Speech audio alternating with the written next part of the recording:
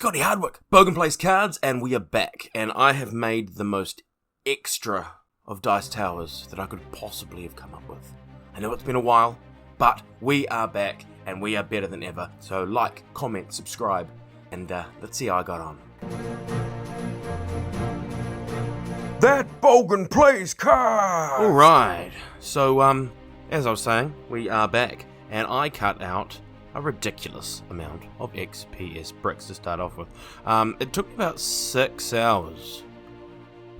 So there was 6 hours worth of cutting up bricks, which to be honest almost broke me. But yeah, so we are making a dice tower. It is, I'm so pleased with how this dice tower turned out as well.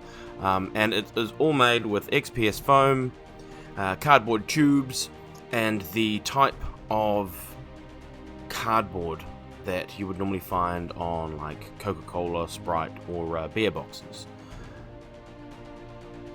And yeah, we got to it. So we're using the last of this XPS foam to cut into little circles, which will then become ramps for our dice tower. So we're going to plan on gluing these into the tube so that the dice tumbles through. It'll really help with the mechanism that we're creating, but there's definitely more on that in the latter part of this video. Of course, always wear a mask when you're doing things that involve fumes. We don't want any of that stuff going into your lungs. It is so important.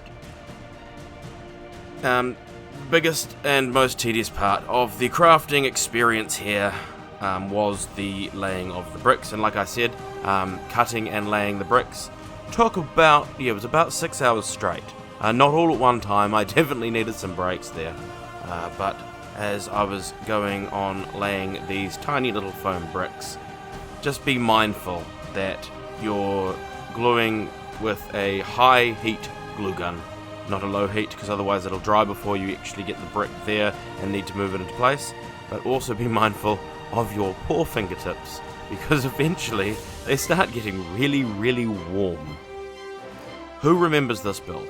Link in description, of course, but it served its purpose for a game of D&D, and it has since taken a bit of a tumble. I had it saved on my crafting desk because I always liked the look of the roof. It was something that I was really, really proud of, and it was a real shame that I was going to potentially throw it in the bin. So instead of that, the thought occurred to me that I was going to recycle the roof for the top of this tower.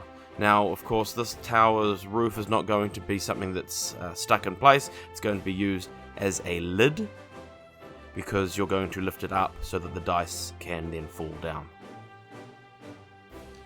Everyone must be familiar with something like this if you're into tabletop gaming and tabletop crafting for this kind of thing. It is the case of a large mini, I believe it was one of, I think it was the Fomorian Giant, if I'm not mistaken. So I'm just using it as a base to put my bricks around it for the main building part of the dice tower that we are creating. And of course, it's always nice to have an excuse or a reason to bring out the Dremel. I don't get to use it as much as I usually do because I haven't done a lot of crafting lately, as you could probably tell by my channel, but that is all going to be changing. The Dremel is coming out, and it's going to be glorious. Needless to say, though, we're now getting into more hours upon hours of laying foam bricks. So let's just save my voice for a little bit, and you can just enjoy the sped up, less tedious task for yourself.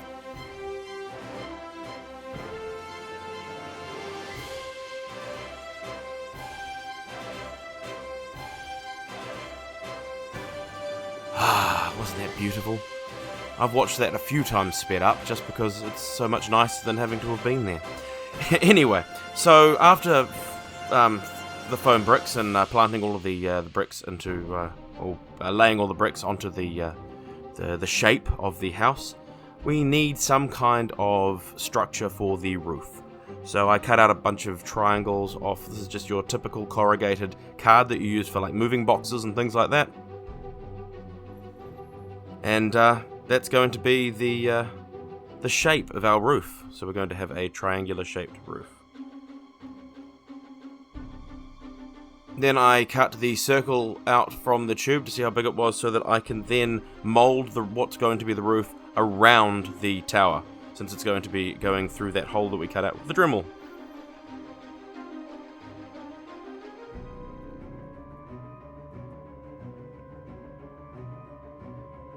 Of course, when you put those things together, we are going to have a big gap in the middle. So what's really cool and actually helps to make the roof seem a lot more realistic too, is we sort of get a little bit of capping.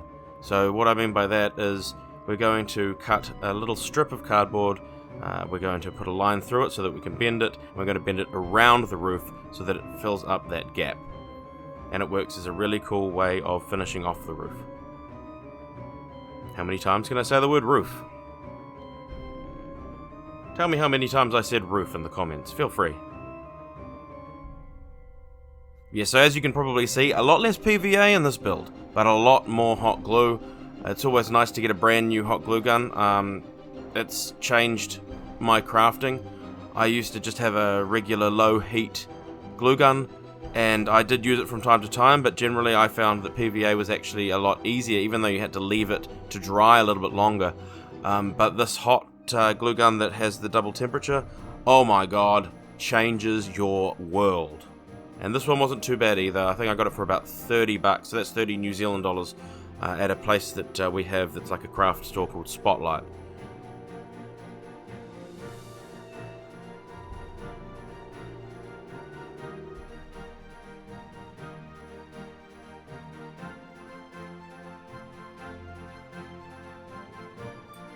Now also let me know if you like these longer form videos, because I generally try and keep my videos to around 10 minutes, 8 to 15 generally is my go-to, but I really couldn't squeeze this in because there was just so many different elements to it. But if you're really enjoying this kind of thing, I will be more than happy to do more. Just be in mind that videos may take a little bit longer to come out if I'm doing one like this. As you saw, a nice bit of rolled up tinfoil to help texture the bricks to make it look more like stone. And then we have a nice mixture of Mod Podge and black paint. That, and of course, as always, you can just use a little bit of PVA in black paint if you don't have Mod Podge, but this tends to be the best option, and it helps seal the foam and things like that as well, so that that doesn't get further damaged as you're using it. And we want our builds to last longer than what that hut previously lasted for. So it is very wise to mix your black paint and your Mod Podge or PVA and use it as a primer coat before you paint. What we have here is that other cardboard that you get from generally drinks boxes and things like that, and it's just a really nice stock cardboard that's firm enough to do things with. Works really well for roofing and things like that. What we've done is we've just sort of bent it a little bit, because what happens is when you bend it a little bit, this particular cardboard, it actually gives you what kind of resembles wood grains when you paint it. So we've bent it a little bit, we've made a little bit of a curve so that we can slot it up, as you can see now what we're doing here, as we're slotting it underneath each individual panel. And when we paint it, you'll see that it does have a little bit of a line right down it that has a really cool texture grain, and that really came out quite well too. Doesn't matter how long we've cut these ones, because we are going to trim it at the end. Of course, the more finicky bit is when we start putting the roofing tiles around the tower there.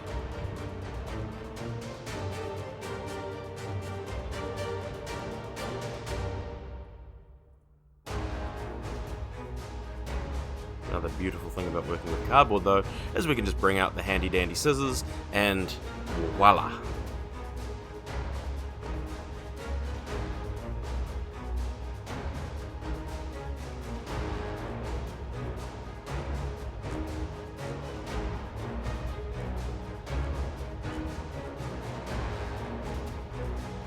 So yeah, just eyeball it up, cut to size, and we're good to go.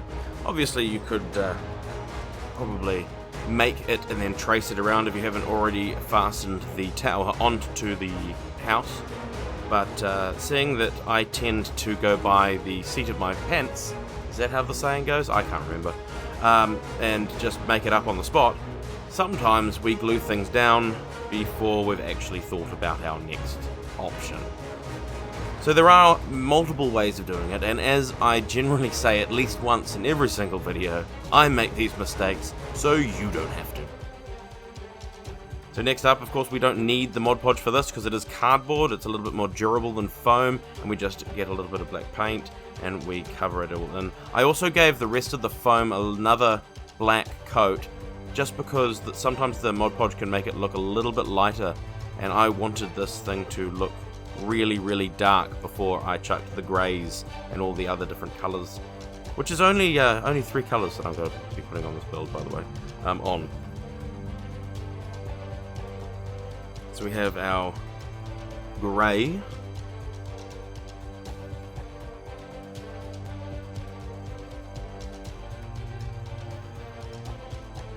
and I wish I could give you a real special colour profile for this grey, but it literally just says grey.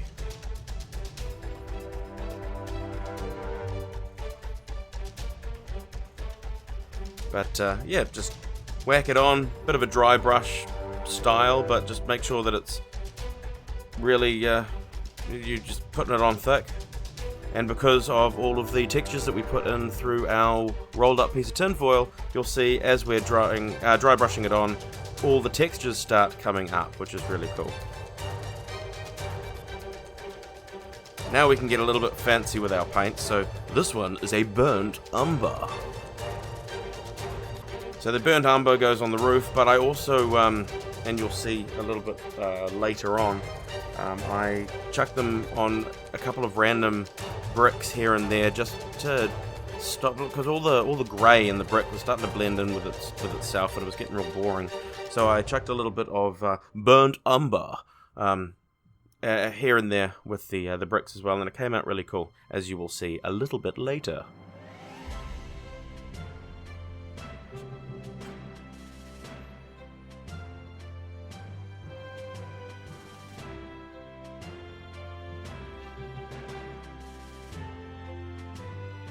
Naturally, we're not just a one colour wally, so we do have to wait for this stuff to dry so that we can get a slightly lighter colour and lightly dry brush that one onto the top of that roof as well, and that one will be a burnt sienna. But whilst we're waiting for the roof to dry, this is where I was talking about, where we're going to be colouring in bricks here and there. We go a little bit of burnt umber, a little bit of burnt sienna, and we just sort of randomize it around before our wash coat, of course. And it came out really cool. It really did. It just broke up the monotonous grey, and I think that really is the important thing, because it's all well and good to spend your time trying to think, oh, what's a stone building going to look like? Well, it's going to look grey, but it really just blends in with everything else if you don't just do some point of difference. And this is definitely the point of difference that I am really happy with that I made. You'll probably notice that there's a couple of points in that top tower as well that's still a little bit white where the paint didn't quite get through, but that's all good because our dark wash, when we put it over, gets into all of the little bits and pieces. Call it the lazy man's paint if you wish, because it just stops you from having to waste your time with a really fine brush and trying to make sure that you're painting in through all of those tiny little gaps. Rough as guts right over the top with a little bit of a lighter paint. It's okay if it looks a little bit too light, because it's going to get darker with the wash always. So think sort of more overcompensation, because you know you're going to chuck a dark wash on it. So we're going to chuck something slightly lighter than you'd normally envision as your end product, if you wish. Because as you can see, once we get this wash on, everything starts getting way darker.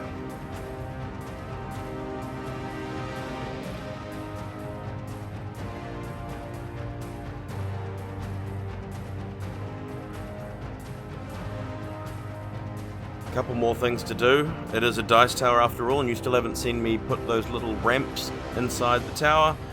Also, if I were to put the dice in that tower, how's it going to get out the door? So I devised a little bit of a cardboard tubing ramp that goes from the bit that I cut out with the Dremel in the base, and it goes all the way to the door. Stuck it on with a mixture of hot glue and I think there was a little bit of PVA involved too. But I couldn't get all of it on camera because it was just so finicky, and my setups it needs a little bit of work before I'm going to be able to zoom into the real finicky shots. But don't worry, that will hopefully be coming.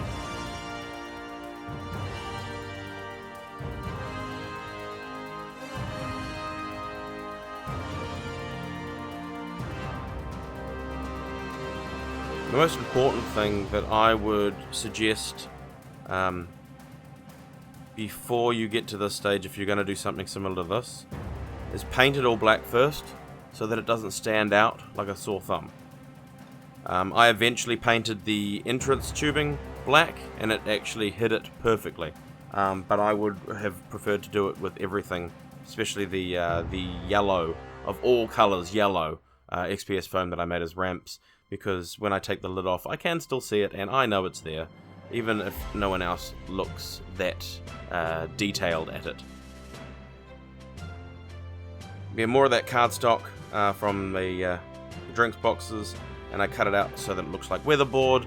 Stuck it on the same technique that I used for the roofing, and then the idea was to just stain that as well with no paint so that it has another point of difference. I found these doors from an old TT Combat building. To know what the TT Combat stuff is like, I'm still building my... It's taken a year, guys. Still building my Honeysuckle Village stuff, so you can find the video here. But yeah, this was off an old building that I bought, and I had these things broke off because it suffered a little bit of a crash off my shelf. And it's really cool that I was able to recycle them because those doors are so cool. But yeah, so grabbed another shade and chucked it on the weatherboards that I did. Grabbed the paint, painted the back of the doors as well, which I think was really important to help it pop. And the rest is history. It was a taxing craft, that is for sure. There were definitely points where I thought, what the hell am I doing? But the outcome has made everything so much worth it. I'm so happy with this build, and I really hope that you guys enjoyed this video, and one of many to come, I hope. Thanks guys, have a great day. That bogan plays cards!